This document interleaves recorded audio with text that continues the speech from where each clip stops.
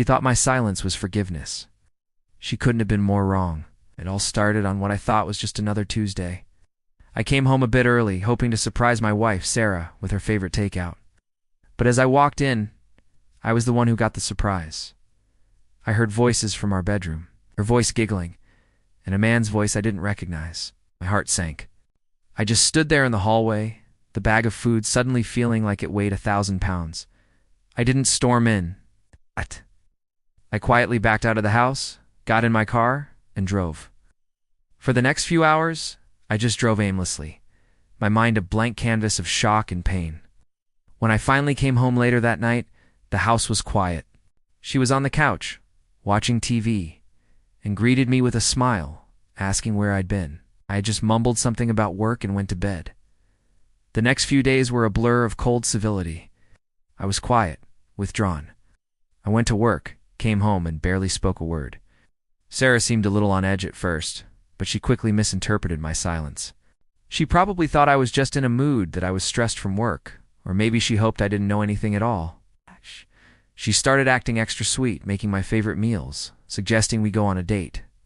She thought she could just paper over the cracks and everything would be fine. But my silence wasn't about forgiveness. It was about planning. It was the calm before the storm.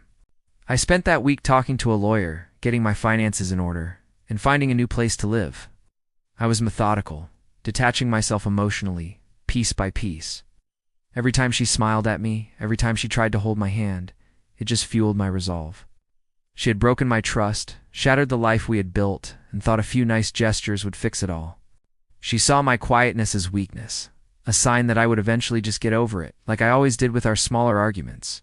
The day I finally broke my silence was a week later. She came home from work to find boxes in the living room. Her smile faltered. "What's all this?" she asked, her voice trembling just a little. I didn't raise my voice. The confusion on her face was almost comical. "Leaving? What are you talking about? Is this about you being so quiet lately?" That's when I told her.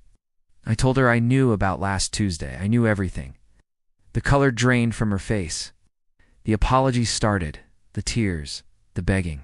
She said it was a mistake, that it meant nothing, that she loved me. But her words were hollow. They were just noise. My silence had given me clarity. It had allowed me to see the situation for what it was, without the drama of a shouting match. Her betrayal wasn't a mistake. It was a choice, and my choice was to walk away. She thought my silence was a green light to continue her deception, a sign of my forgiveness. But it was my goodbye. It was me taking back my life, one quiet step at a time.